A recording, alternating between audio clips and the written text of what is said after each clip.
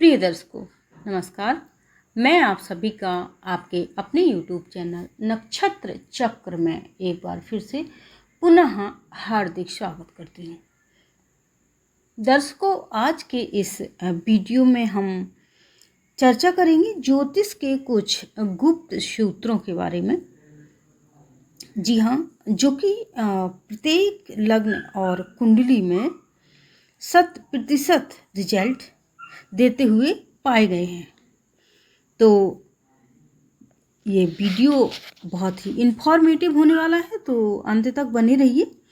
और यदि आप चैनल पर पहली बार आए हैं तो चैनल को सब्सक्राइब कर लीजिए और बेल आइकन को भी प्रेस कर लीजिए ताकि मेरे आगे आने वाले एस्ट्रोलॉजिकल वीडियोज की नोटिफिकेशन आपको समय से मिल सके। चलिए चर्चा कर लेते हैं उन गुप्त ज्योतिष सूत्रों की।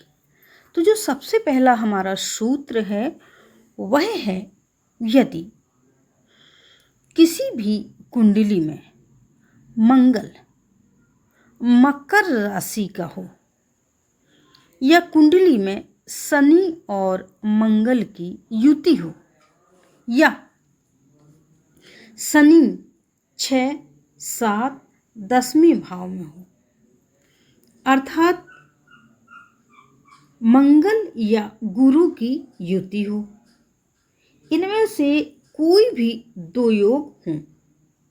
जी हाँ, जो मैंने बताया है, या तो मंगल मकर राशि में हो या कुंडली में शनि मंगल की युति हो या फिर शनि 6, 10 या 10वें भाव में हो, अर्थात या फिर मंगल और गुरु की युति हो। इनमें से यदि कोई दो योग कुंडली में आपकी बन रहे हैं तो जो ऐसा व्यक्ति होगा वह अपने भाग्य का निर्माता स्वयं होगा। अर्थात यूँ कह सकते हैं कि उसको भाग्य के सहारे पर नहीं बैठना चाहिए। ऐसा व्यक्ति अपनी मेहनत से ही अपने भाग्य को निर्माण करेगा और ऐसा व्यक्ति कड़ी मेहनत के बाद में बड़ी सफलता हासिल करता है। जी हाँ, बड़ी सफलता और धन भी अर्जित करता है।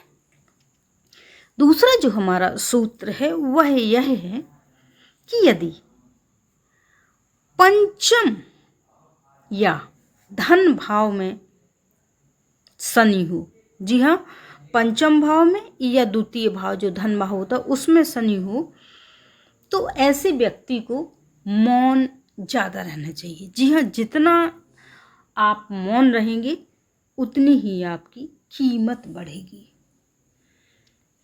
या फिर दूसरा जो सूत्र वह यह है, शनि यदि अष्टम में हो तो ऐसा शनि बहुत ही ज़्यादा मेहनत करवाता है। जी हाँ, जीवन में बहुत स्ट्रगल देता है, बहुत ज़्यादा मेहनत कराता है और फिर भी मेहनत के अनुसार ऐसा शनि सफलता नहीं देता है। इंसान हताश निराश होने लगता है।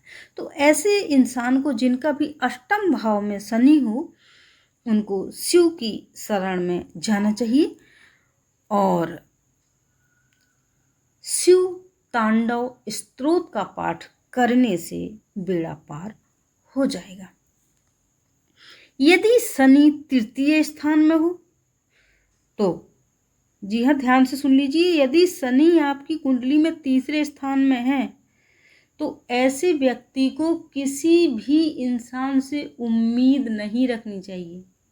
कहने का मतलब है, अगर आपने जिससे भी उम्मीद लगा ली वह आपकी उम्मीदों पर पानी ही फेरेगा। अर्थात आपको उम्मीद नहीं लगानी चाहिए, आपकी उम्मीदें पूरी नहीं होंगी किसी भी इंसान से।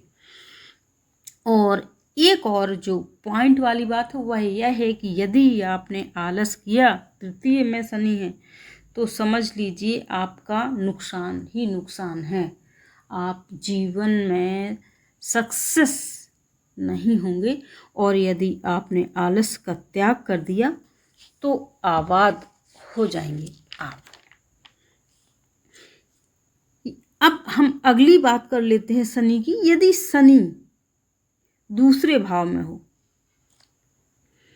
यदि शनि कहीं भी बैठा होगा कुंडली में और जस्ट शनि से दूसरे भाव में यदि शुक्र हो तो ऐसा देखा गया है कि ऐसे व्यक्ति का विवाह के बाद भाग्योदय हो जाता है। जी हाँ, विवाह के पहले ऐसा शनि आपको स्ट्रगल देगा, लेकिन जैसे ही ऐसे जातक का विवाह होता है, विवाह के बाद उनका भाग्योदय, विवाह के बाद ऐसे व्यक्तियों का भाग्योदय हो जाता है।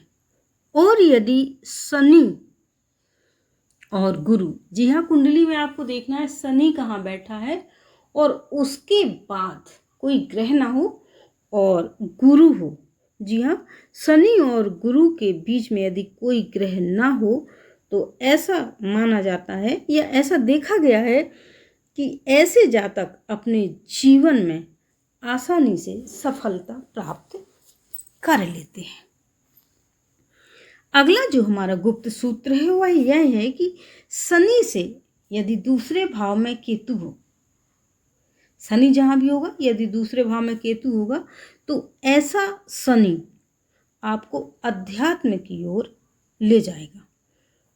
और यदि शनि से दूसरे भाव में चंद्र हो, शनि से दूसरे भाव में जहाँ भी शनि बैठा वहाँ से दूसरे भाव में यदि चंद्र हो या फिर शनि और चंद्रमा एक दूसरे से दृष्टि संबंध में हो कुंडली में, तो ऐसे जातक को जन्म स्थान से दूर जाने पर ही सफलता मिलती है।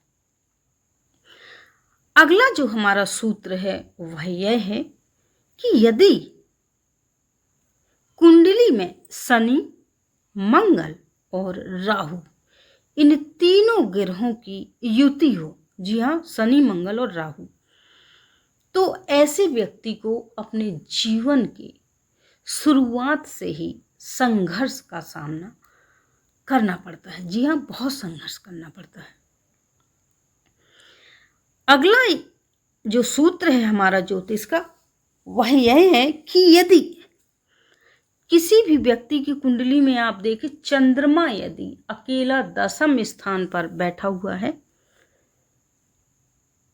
पीड़ित हो तो और ज्यादा नुकसान, और पीड़ित भी नहीं है यदि और चंद्रमा दशम में है, तो ऐसे व्यक्ति को जीवन में मौके तो बहुत मिलते हैं, लेकिन ऐसा व्यक्ति उन मौकों का अपने जीवन में सत्यानाश कर देता है।